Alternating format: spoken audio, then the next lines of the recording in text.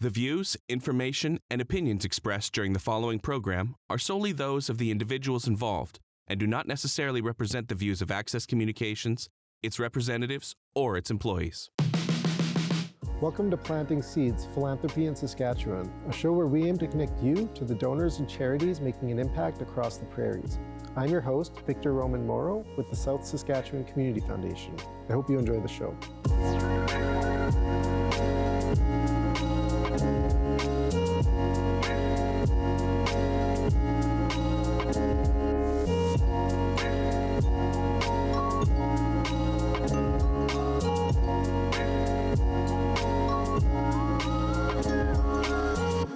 I'm joined today by Fran Moran, a familiar guest if you watched last season. He's the Community Relations Manager, is that right, with Access Communications? Yep. And we're here today. You're not watching a rerun. We are going to talk about the Access Children's Fund again. We thought this would be a great opportunity. You know, we did do an episode last year that covered a lot of the history of the fund, and we thought it would be a great time to do an update. But I don't want people to have to go back and watch an old episode.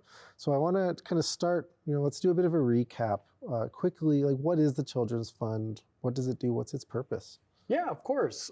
So the Access Communications Children's Fund is a registered charity that has a simple mandate. Every child deserves a chance. So what the charity does is it funds other nonprofit or charitable programs that are focused on helping children at risk, in need, or most vulnerable in the communities that Access Communications serves. Great. And it's a granting opportunity. So the idea is that, charitable organizations can apply. Is it for registered charities only, non-registered charities, or do you have to be? That's a great question. Nonprofit organizations is what we look at. Okay. So while registered charities are certainly part of that group, not exclusive. Oh, great. That's really good to know, because a lot of opportunities like this are limited to the registered charity realm. So it's nice to hear that it's not. So what kind of, what kind of programs might one see funded, and how would an organization potentially watching this apply? No, it's a great question.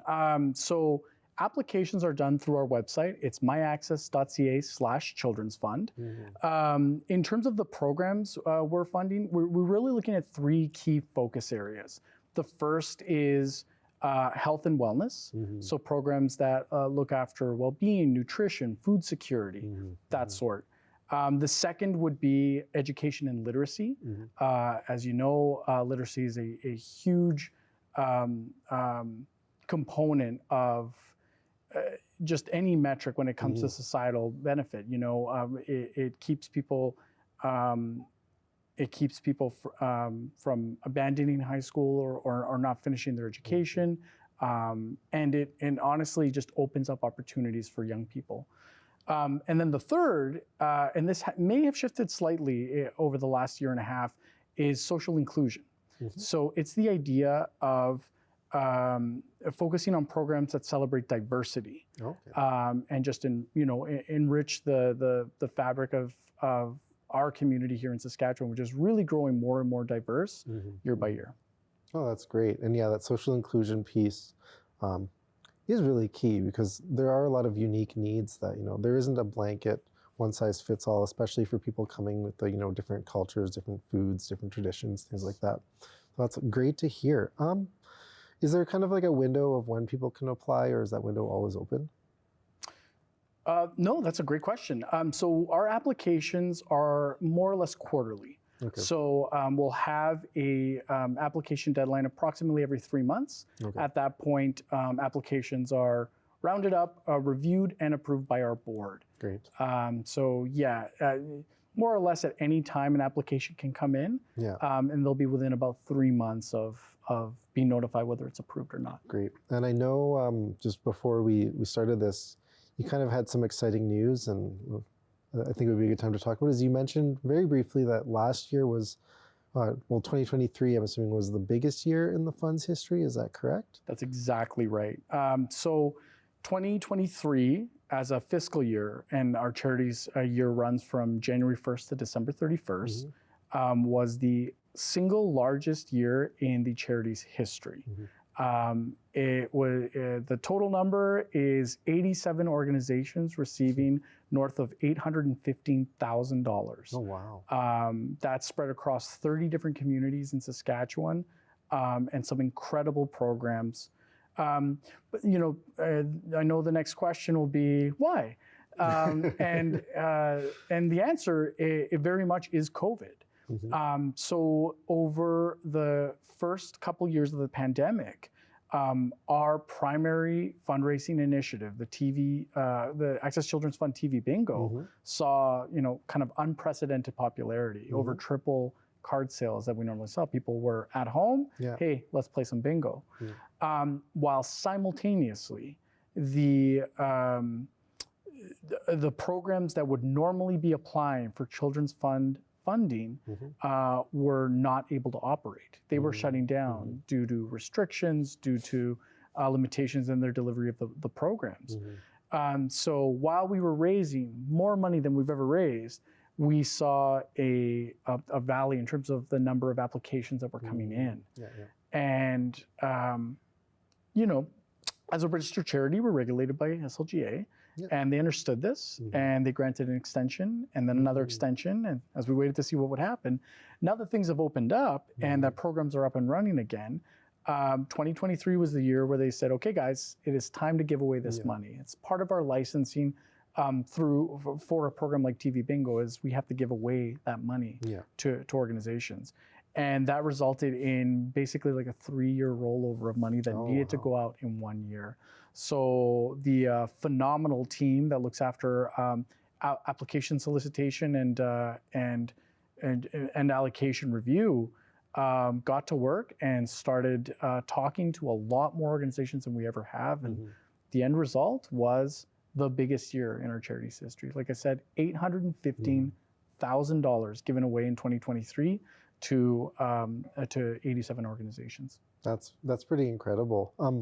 To give full context too, like what would a regular year without that extra influx look like as far as just in general, how much money would you normally give out on a Fantastic question. year? Anywhere from 200 to 250,000 in a regular year. In a regular today year is the caveat I'd give you. And we'd be looking at anywhere from 30 to 40 organizations. Yeah, so you're over double the amount of places as well as well over double the amount of funding. Was it like triple, almost 4 times it sounds like? Yeah.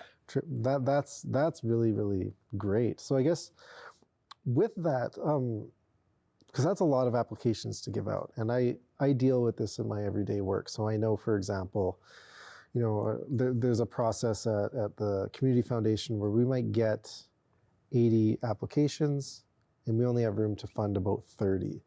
So I'm just curious, like when you mentioned that you funded 89, and maybe this is more of a board question, but do you know, I guess, how many applications would have come in? Like, was that an opportunity to actually fund most of the people that were actually seeking funding, or would there still have been a gap even with that large amount? No, especially in Saskatchewan, there's always a need for funding of programs like this. There most certainly was a gap. I don't know the exact number of applications that came in, but certainly weren't able to say yes to everybody. Yeah. When we look and evaluate at applications that come in, we're looking to meet that key criteria. Yeah. We're looking at supporting organizations that are operating in access communities, and we're, frankly, we're looking to make as much of an impact as we can, with as many organizations and as many communities as we possibly can. One of the rules we have when it comes to our criteria is we'll ask organizations to, if they are successful recipients in 1 year, to take 1 year off. We do that because we want to make sure that we're not building a dependency. Our funding is really contingent on the popularity of TV Bingo. Yeah. So it's not a given. It's not set in stone or guaranteeing how much we can give away. We want to fund programs and help programs grow that can be self-sustaining and self-sufficient with or without our funding. Yeah. So when we look at applications that come in, we may have deferred them into the following year if they had already received funding previously. Oh, that makes sense. And This might be too early to ask because I know, it's 2024 when we're talking. So people that would have received those 2023 grants, a lot of those programs and things are probably happening like as we're speaking.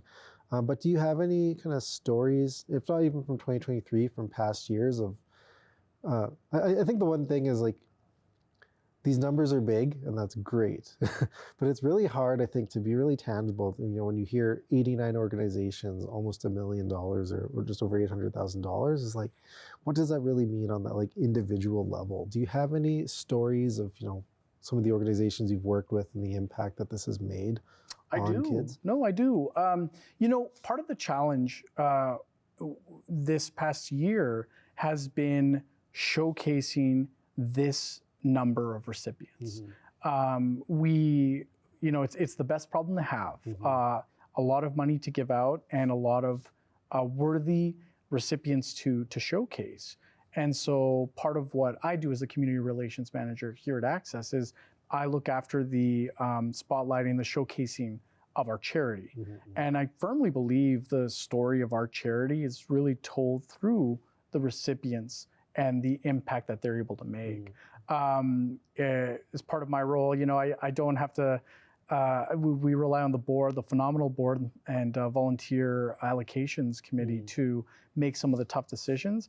I get to show up with a big smile and a giant check and learn about some of these programs after the fact. And they really are incredible. I can tell you a couple of the impacts and the organizations I've had a chance to meet with. The SCEP Center comes to mind. Incredible organization. They've been around for 54 years, and they serve such a specific need, looking after children aged 2 to 5, in specifically early intervention when they may not successfully acclimate to a school environment. So how do you work with kids that need this level of care and specialized assistance? And that's what they focus on. The Children's Fund is honored to be able to support them in their legacy building project to the tune of the largest donation we've ever given in our charity's history. It was $75,000 provided to SCEP. I had a chance to meet with Shauna Forbes. We did an interview with her, and she's absolutely incredible. But to hear the passion of the work and the impact that they have with their kids, and to get to meet some of the kids and the parents themselves, and hear it straight from them of just what this means to their child's future success, in some normalcy, but also just acclimating to the things maybe you and I take for granted in being in a workforce or being in school. It's really impactful. But yeah, that one definitely stands out. We were honored to present that check on ice at the Regina Pats Family Day sponsor game. Yeah, it was fantastic. They're a really great partner. The building's incredible. It's on Fifth Avenue here in Regina. Really feels like a home, and that's a big component of making sure that kids feel at ease when they're coming in, right? This isn't a school, an intense structure or system. It really just feels like a second home. Yeah, and that makes a difference. I can give you another example. Yeah, before you do that, I just want to because you mentioned the social inclusion part too. I just want to actually allude to, because SCEP, we've talked to them in the past too, and gosh, I can't remember what process it's from right now, but I remember too, they got some funding from us to make their space more socially inclusive, so to have more toys and resources and things that come from different cultures that reflect the kids they're working with. And I remember even hearing from that, like the impact that was making on a lot of kids just feeling, like you said, at home. And I've walked in there too, and it really is an at-home environment. But yes, go on, more stories. No, that's amazing. Like I said, I have a lot of love for SCEP. They do some incredible work, and really a joy to watch. And you can really hear when you're speaking with them. On social inclusion, another example I'd love to highlight with you is the Regina Multicultural Council. So they have a program called Embracing Differences that we funded to the tune of $40,000 last year. And I had the opportunity not just to meet with them and celebrate the donation, but to actually see some of the program in action. Headed over to Walker Elementary and got to see a class. So the program itself is catered to grade 5 to 8, and they learn about other cultures, which sounds so basic, right? Like it's like, well, isn't that a given? Aren't they already doing this? But I'm sure you can relate, Victor. You know, specifically going to school in Saskatchewan 30 years ago, there wasn't a lot of that. You know, there wasn't a lot of focus on. There was definitely a lot of education around. Teaching people about Canadian history and Canadian culture. But as a fellow Latin American, you know, I didn't really see myself reflected in a lot of the curriculum or education that was out there. And I'm sure the same goes for my Asian colleagues, my African colleagues, my First Nation and Indigenous classmates. It wasn't a focus. And so to see a program like this, and the day I went in, they were showcasing Ukrainian folk art. So they were having the kids kind of learn a little bit about the symbology and the meaning behind some of this art. But I got also a window into just kind of the spectrum that runs through this entire program, and it touches all these different cultures. And what really resonated with me was hearing one of the instructors. Again, they're such passionate people when it comes to sharing this kind of information. They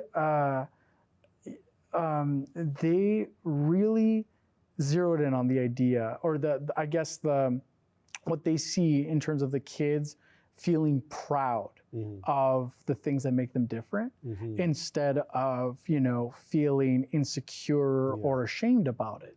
They celebrate their differences. They celebrate different smelling foods. They celebrate different cultural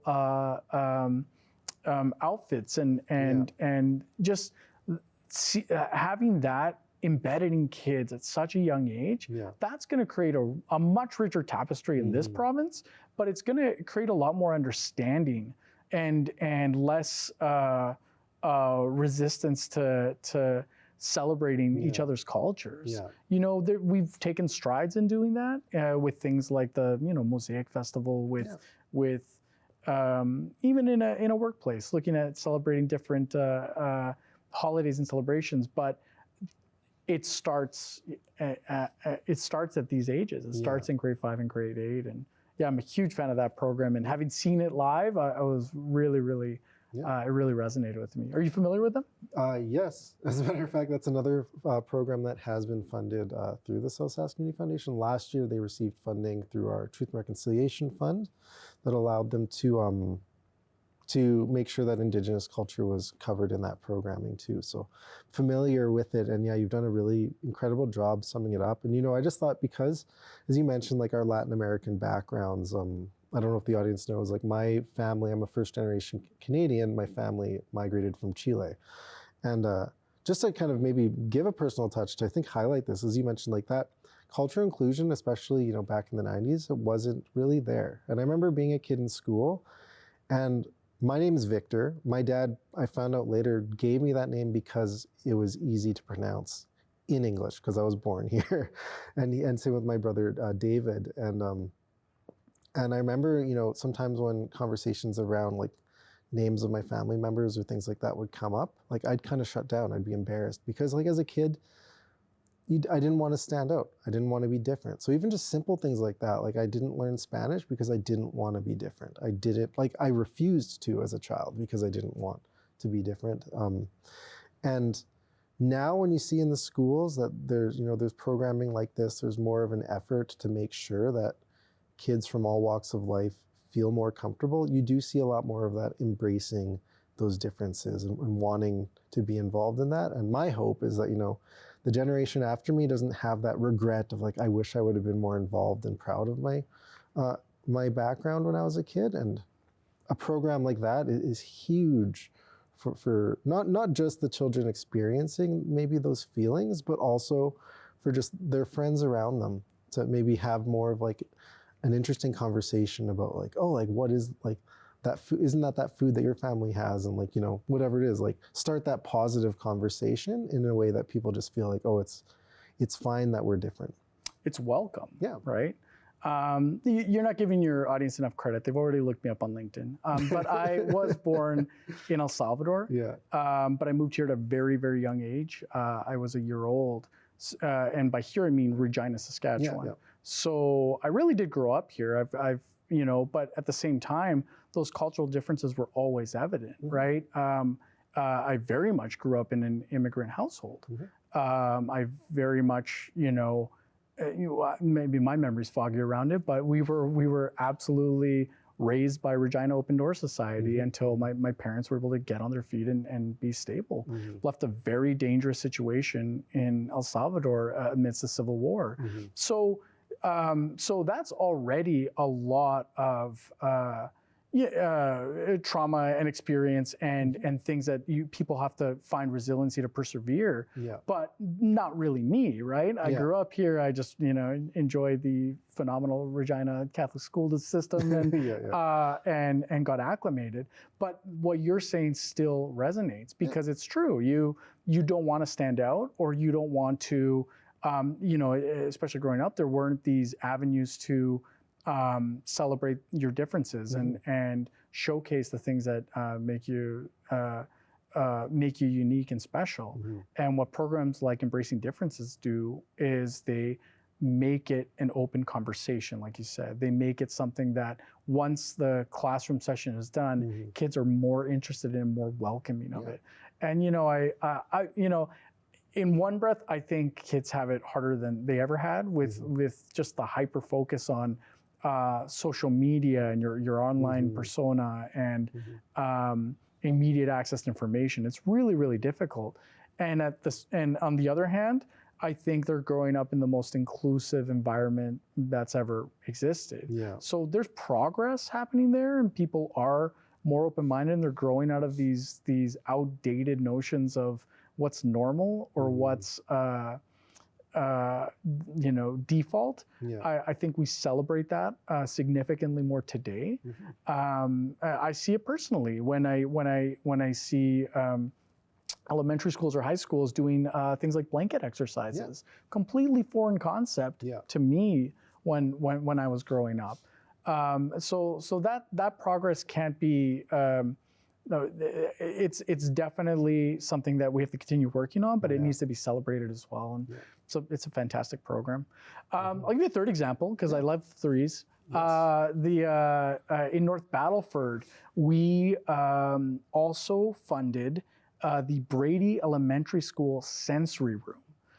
So this was a funding of $25,000. This is an elementary school, but they created a sensory space that to assist kids with autism, ADHD, and other behavioral limitations that require them to check out.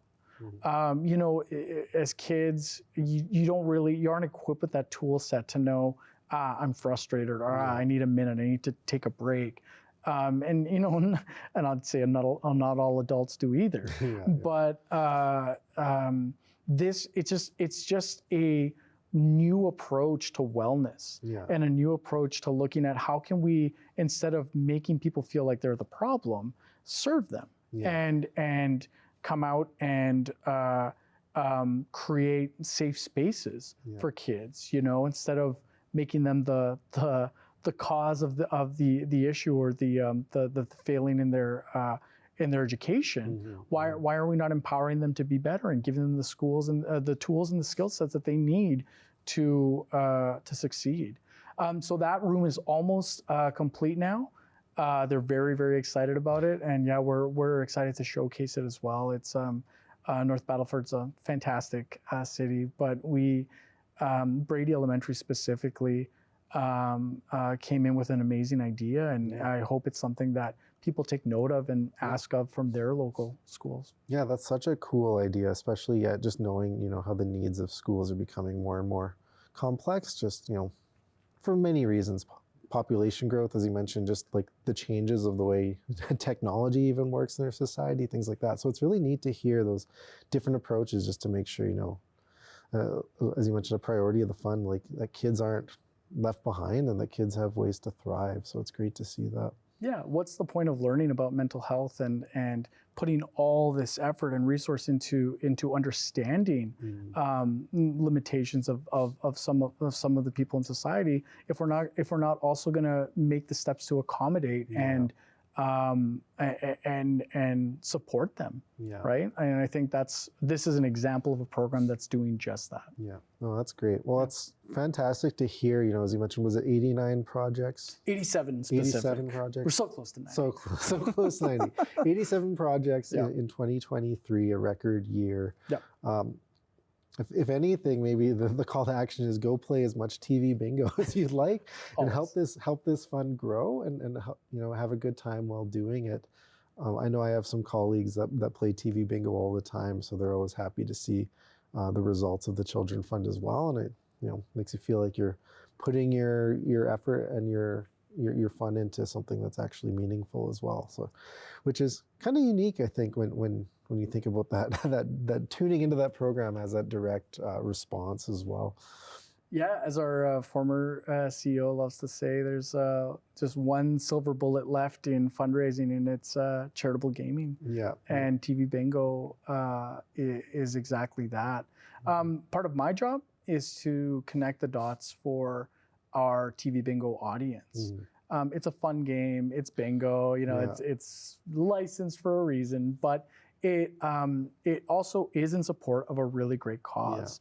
And we like to say that, but talk is cheap sometimes. And we also need to show some of the impact that's happening. And also encourage, my dream is for a TV bingo player to gather all their friends, enjoy a Saturday of fun, but then also have a conversation about, do we know any charities that could use support through this funding? Have we been impacted? Where can I learn more about where this money's going? Those are the questions that I want to have quick, immediate answers and to just make people feel great about the support that they're providing, because it's tremendous. Pandemic aside, we do rely on TV bingo as our primary fundraising initiative, and it really does. It really is making a direct impact in the lives of kids across this province. That's incredible. Yeah. Well, thanks a lot for joining me, Fran, and hopefully we can catch up on this again next year as well. Perfect. Yeah. Same time. Sounds great. Sounds good. Have a good one. Okay. Thank you. Thanks for tuning in today.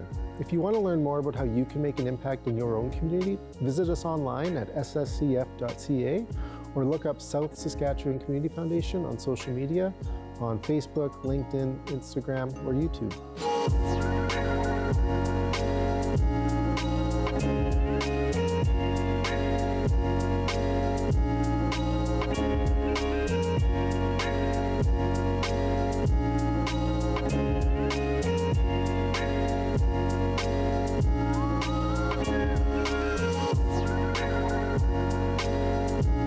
If you'd like to share your feedback on the program you just watched, contact us today